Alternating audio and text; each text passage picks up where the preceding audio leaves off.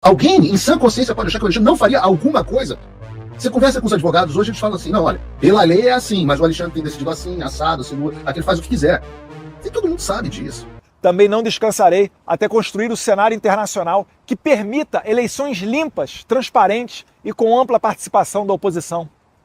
Não existe democracia num país que age como a Suprema Corte da Romênia ou a narcoditadura da Venezuela de Nicolás Maduro, onde os líderes da oposição, que arrastam multidões nas ruas, sejam impedidos de concorrer por conta de eufemismos desavergonhados de tiranos.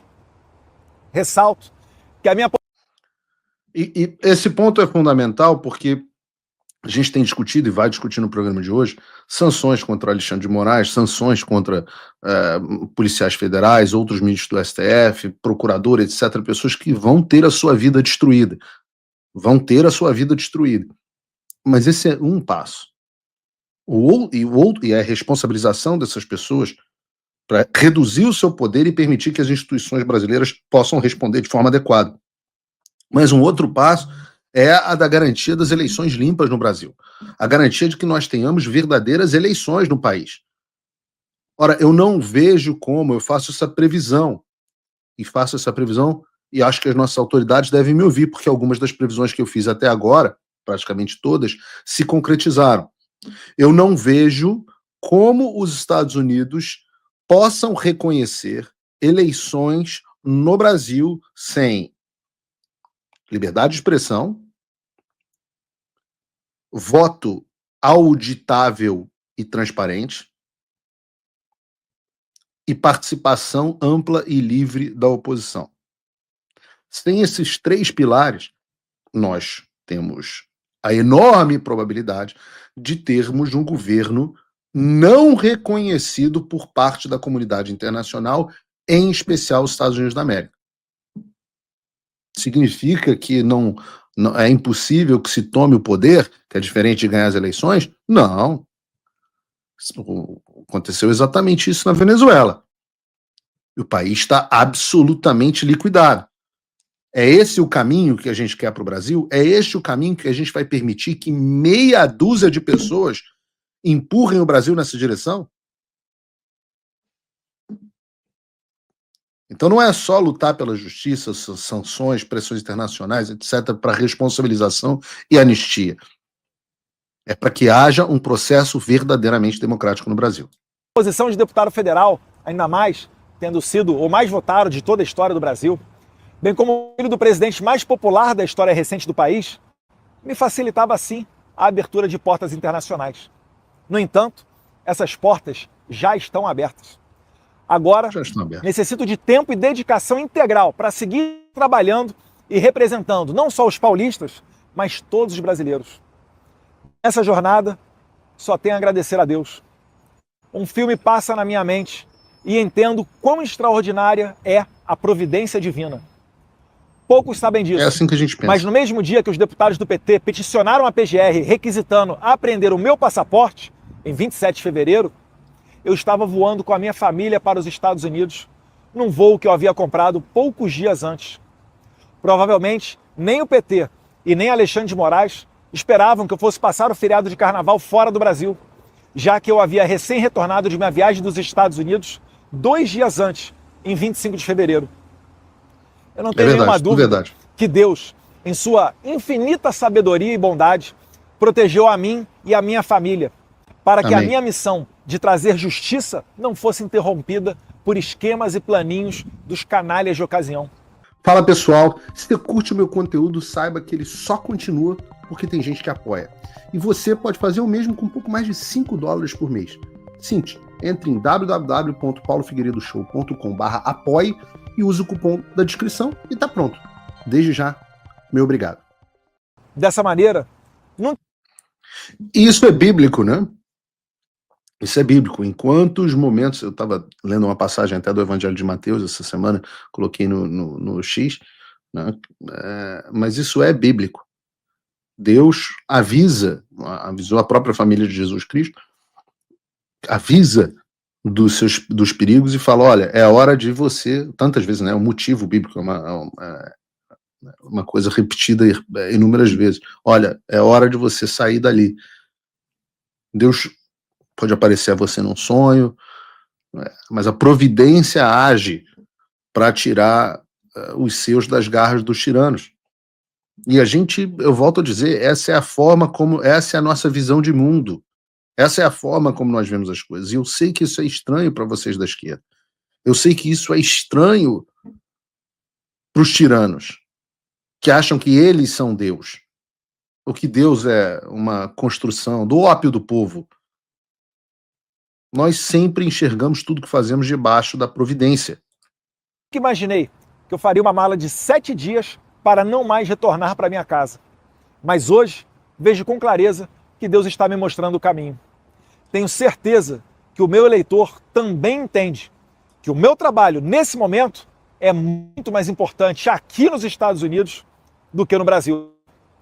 Como defendia o professor Olavo de Carvalho, não se combate uma ditadura vivendo dentro dela. Todos no Brasil sabem que Alexandre de Moraes é capaz de fazer qualquer coisa. Bom, e esse ponto de todos sabem que não se combate uma ditadura de dentro dela é um conselho que o pai do Eduardo deveria ter ouvido, né? O qual eu cheguei a ter um aborrecimento com o presidente Bolsonaro, uma discussão quase que ríspida, quando ele decidiu retornar ao Brasil em abril de 2023, há 2 anos. E eu digo que caso ele não... Você vê, a providência divina agiu, o presidente foi lá, saiu do Brasil no dia 8 de janeiro, né? Na verdade saiu no dia 30, e se tivesse ficado no Brasil, teria sido preso no dia 8 de janeiro, como foram outros, né? O próprio Anderson Torres, que estava viajando, etc. Pessoas que não deveriam ter retornado ao Brasil. E aí o presidente resolve, mal aconselhado, retornar ao Brasil. Não tivesse retornado, todas essas investigações teriam sido atrasadas, imensamente, não teriam sofrido as buscas e apreensões e várias das coisas que sofreram, e hoje não estaria nem perto do estado em que se encontra. E poderia ter utilizado o seu nome e a sua influência para combater a ditadura brasileira de fora. Ninguém, como disse o professor Olavo de Carvalho, ninguém combate uma ditadura de dentro. Eu dei na live aqui vários regimes que foram alterados através de pessoas de fora. Desde Simão Bolívar até Ayatollah Khomeini. Isso faz parte. É o processo de modificação, Lenin, o processo de modificação acontece dessa forma. E que quisera eu que o presidente Bolsonaro tivesse ouvido este mesmo conselho que eu dei ao Eduardo. E aí, presidente, desculpa, eu digo que o Eduardo eu acho que todo pai deveria ficar orgulhoso disso, mas o Eduardo é uma versão melhorada do Jair. Tem todas as virtudes, ou quase todas as virtudes, e outras. Inclusive essa de ter tomado essa excelente decisão. Excelente decisão de combater a ditadura do Brasil de fora da ditadura. Ainda que notoriamente ilegal ou inconstitucional, mesmo que exista um parecer contrário da PGR, como, aliás, ele já fez no passado. Falando em PGR, Moraes deu prazo para o procurador-geral de 5 dias para responder a um simples sim ou não acerca da apreensão do meu passaporte. Porém, já se passaram mais de 18 dias e nada do senhor Paulo Gonet responder. Seria ultrajante, mas, na atual democracia relativa brasileira, ninguém poderia se dizer surpreso com a apreensão do passaporte de um deputado e até mesmo a sua prisão sem motivo. Ao bem da verdade, fatos muito piores já ocorreram, como a morte na cadeia do Clesão, a condenação a quase 9 anos de cadeia do deputado federal Daniel Silveira, que recebeu indulto do então presidente Jair Bolsonaro e pela primeira vez na história do país, o indulto foi covardemente cancelado pelo STF. As prisões preventivas e injustificadas de Felipe Martins, Anderson Torres, Silvinei Vasquez e vários outros. Assim como as condenações a até 17 anos de prisão de senhorinhas como Iracina Gosch, de 71 anos de idade, ou a cabeleireira e mãe Débora Rodrigues dos Santos, presa por ter escrito de batom numa estátua a mesma frase dita pelo ministro do STF, Luiz Roberto Barroso, abre aspas, perdeu o mané, fecha aspas.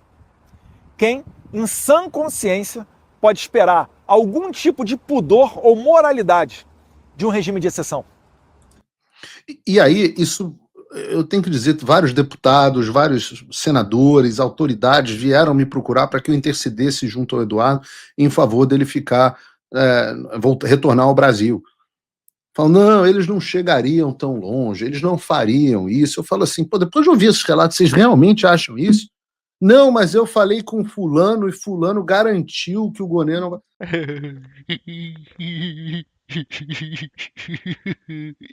Eu tenho um probleminha. O que fulano fez até agora? A verdade é que o Alexandre fez o que quis até agora. E que o Gonê é cúmplice integralmente do Alexandre. O Gonê rompeu com a sua fé católica e agora o Deus dele é o Alexandre de Moraes. A ideia de vender a alma ao diabo, né? A gente pensa que é igual um episódio do Chapolin, que o diabo vem e traz um contrato para você e você assina, mas não é. A ideia de vender a alma ao diabo é quando você abre mão das suas convicções e dos seus valores em troca de algo que o maligno, que o malévolo pode te oferecer. E o Paulo Gonê vendeu a alma dele ao diabo, claramente. É absolutamente evidente que o passaporte do Eduardo, que o Paulo Gonê não decidia a respeito do passaporte do Eduardo Bolsonaro por um motivo muito simples, porque ele estava esperando o deputado voltar. E aí, até poderia, naquele momento, dizer, olha, não vemos motivos nesse momento, mas... E os recados vinham pela imprensa. Como é o nome daquele burro da Globo News? Eu esqueço o nome sempre dele. Valdo Cruz. É Valdo Cruz dizendo, olha, neste momento não, mas se o deputado começar a falar muito, a Ozempic, Vaquinha Ozempic, o Vaquinha Mundial agora, que é mais avançado, não, se falar muito, os porta-vozes do sistema. Tá claro que o Paulo Gonê estava esperando essa decisão. Então, você vai pensar assim, não, ele não faria isso. Alguém em sã consciência pode achar que o Alexandre não faria alguma coisa? Você conversa com os advogados hoje, eles falam assim, não, olha, pela lei é assim, mas o Alexandre tem decidido assim, assado, assim, aquele faz o que quiser. E todo mundo sabe disso. Direita ou esquerda, sabe que eles nem acreditam nesse negócio de império das leis, o rule of law, Estado democrático de direito. Não acreditam em absolutamente nada disso. Então, alguém pode imaginar que a atitude seria diferente?